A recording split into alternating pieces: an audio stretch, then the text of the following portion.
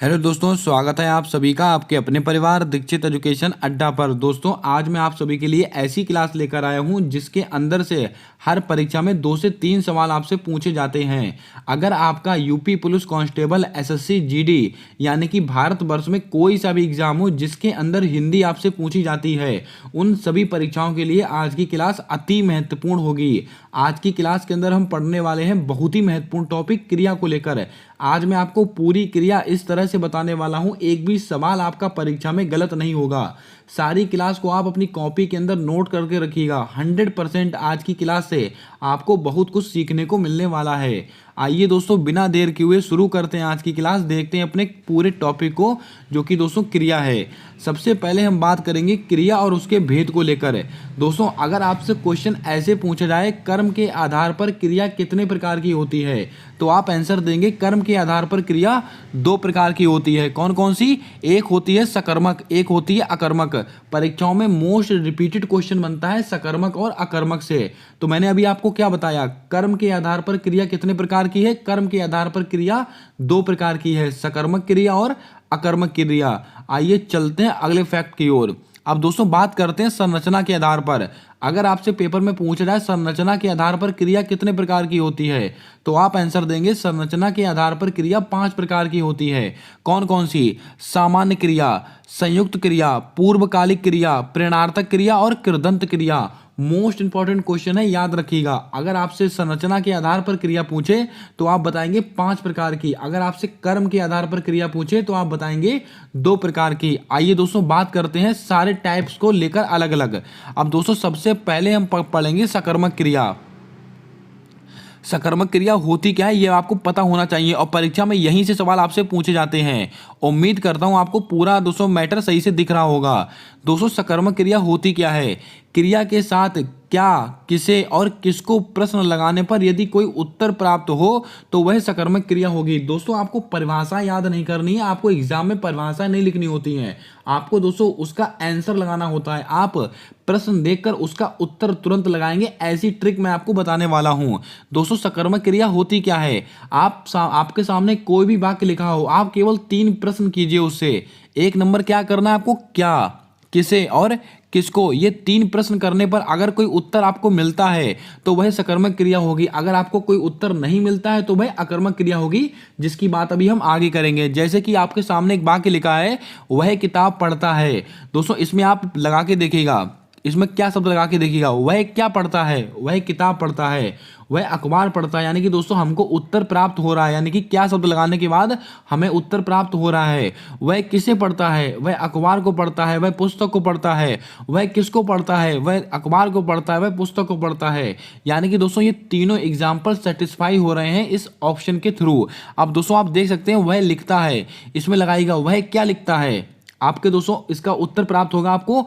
वह किताब लिखता है, वह पत्रिका लिखता है, वह कुछ भी लिखता हो।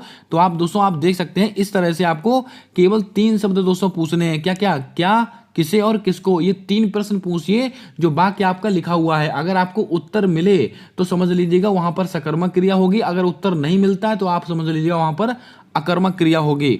उम्मीद करता हूं आप समझ गए होंगे सकर्मक क्रिया किसे कहते हैं। चलिए बढ़ते हैं अब अकर्मक क्रिया की ओर। अब दोस्तों बात करेंगे अकर्मक क्रिया। ठीक वही बात दोस्तों आपको यहां याद रखनी है।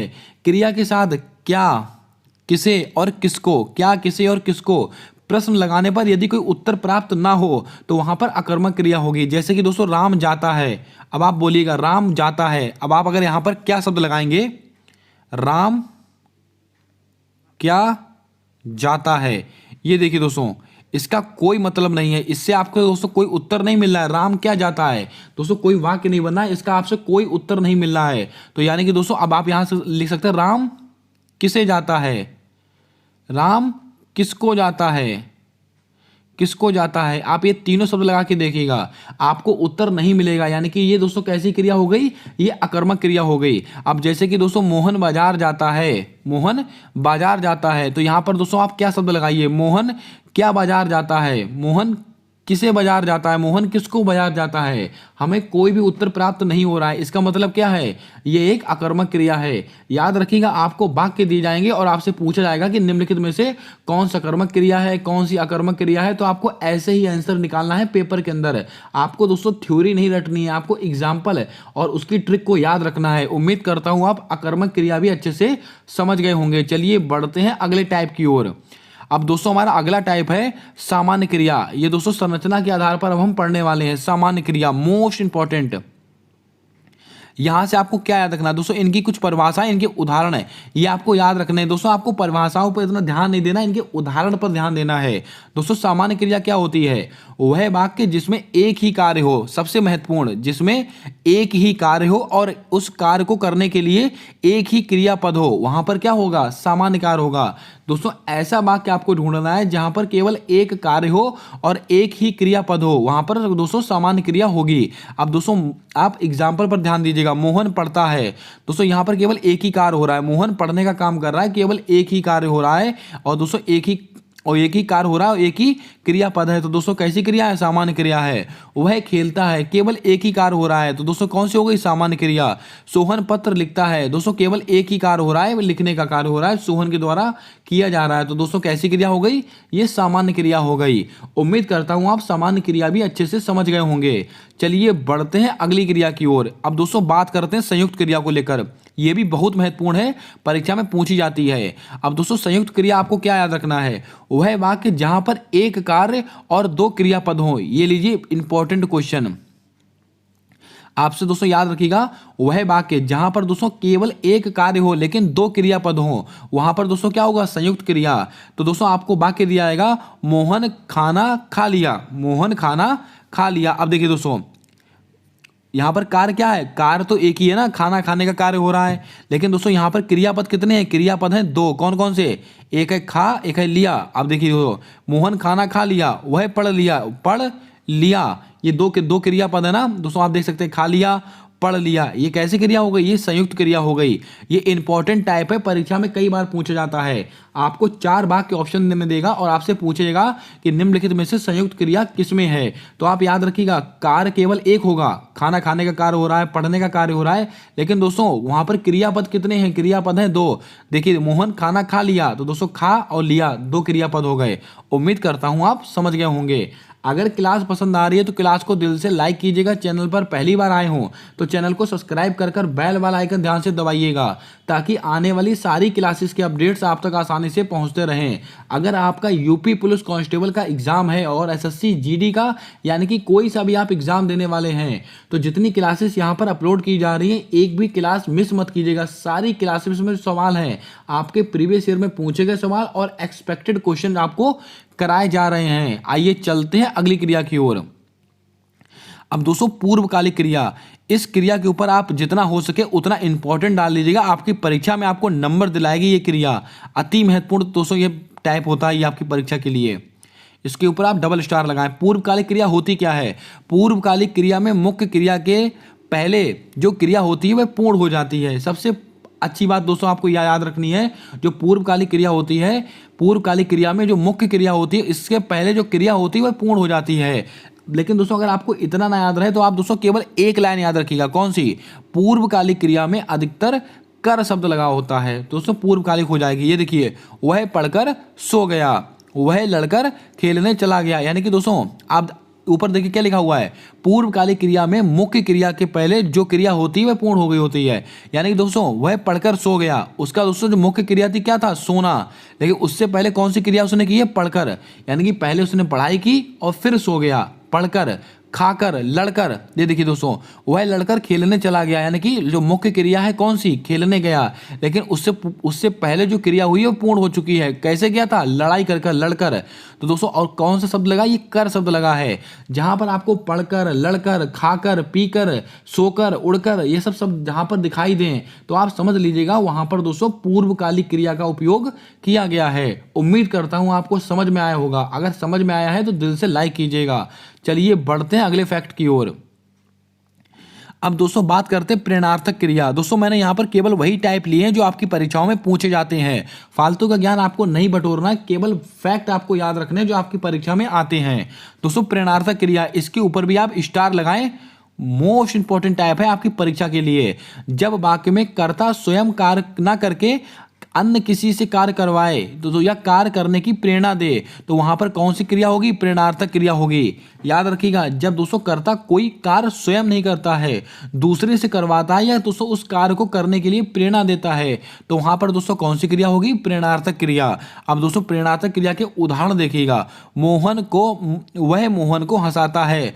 वह मोहन को हंसाता है यानी कि जो कोई व्यक्ति है वह मोहन को हंसाता है, यानी कि खुद नहीं हंस रहा है, मोहन को हंसाता है। तो दोस्तों ये कार्य खुद नहीं कर रहा, दूसरे से कार्य करवा रहा है या कार्य करने की प्रेरणा दे रहा है, तो कैसा होगा? तो यहां पर दोस्तों प्रेरणार्थक क्रिया होगी। मोहन सोहन को उसके भाई से पिटवाता है। ये देखिए दोस्तों, मोहन जो है सोहन के भाई को खुद नहीं पीट रहा है, मोहन सोहन के भाई को उससे पिटवाता है, यानी कि दोस्तों कार्य करवाया जा रहा है दोस्तों। तो कौन सी क्रिया होगी? यहाँ पर प्रेरणार्थक क्रिया होगी। इसको भी आप याद रखिएगा, बहुत अच्छा क्वेश्चन है, आपकी परीक्षा में कई बार रिपीट हुआ है। चलिए बढ़ते हैं अगले फैक्ट की ओर। अब दोस्तों हमारा है कृदंत क्रिया। ये भी क्रिया बहुत महत्वपूर्ण है, जहां जहां पर स्टार लगा है उस पर आप बहुत ध्यान दीजिएगा।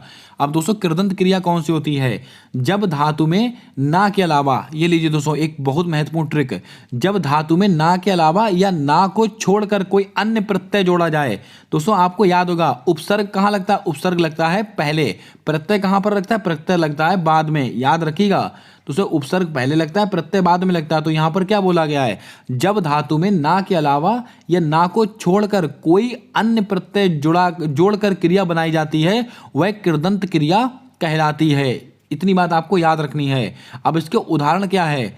चला, चलेगा, पढ़ेगा, पढ़ता, पढ़ा। अब दोस्तों अगर यहां पर मैं लिख दूं पढ़ना, पढ़ना, चलना, ये देखिए चलना, ये शब्द अगर आपके सामने ऐसे लिख दूं, लेकिन यहां पर क्या लिखा हुआ है? ये ना के अलावा, तो दोस्तों ये कृदंत क्रिया नहीं होगी। इसके अंदर कृदंत क्रिया होगी ये चलेगा, पढ़ेगा, पढ़ता, पढ़ा, चला। यहाँ पर ना नहीं शब्द, ये ना शब्द नहीं आना चाहिए। जब धातु में ना के अलावा कोई अन्य प्रत्यय जोड़ा जाए तो दोस्तों वहां पर यह कृदंत क्रिया होती है। उम्मीद करता हूं इस टाइप को भी आप समझ गए होंगे। हमारा आखिरी टाइप है नाम धातु क्रिया। ये सवाल बहुत महत्वपूर्ण है, इसके ऊपर भी आप ध्यान दीजिएगा। दोस्तों नाम धातु क्रिया कौन सी होती है? संज्ञा और सर्वनाम, संज्ञा, सर्वनाम और विशेषण में प्रत्यय लगाकर जब कोई क्रिया बनाई जाती है वह नाम धातु क्रिया कहलाती है। ये टाइप भी बहुत महत्वपूर्ण है। दोस्तों नाम धातु क्रिया क्या है? जब कोई संज्ञा शब्द हो, जब कोई सर्वनाम शब्द हो और जब कोई विशेषण शब्द हो, उसमें प्रत्यय लगाकर जब कोई नया शब्द बनाया जाता है तो उस नाम धातु क्रिया कहलाती है। जैसे कि बात, बात, बात से क्या बन जाएगा? बतियाना। हाथ, हाथ से क्या हो जाएगा? हथियाना। लज्जा क्या होगा? लजियाना।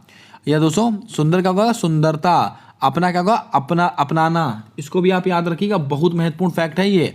आपसे पूछेगा ये लजियाना, बतियाना, हथियाना, सुंदरता, अपनाना, इन सब शब्दों में कौन सी क्रिया है? ये दोस्तों नाम धातु क्रिया है। अब दोस्तों क्रिया के कुछ और भी भेद होते हैं, लेकिन वो इतने इंपॉर्टेंट नहीं है। अगर दोस्तों पेपर में आएंगे भी तो दोस्तों आप आसानी से उनको पकड़ सकते हैं। यानी कि दोस्तों एक होती है प्रेरणार्थक क्रिया।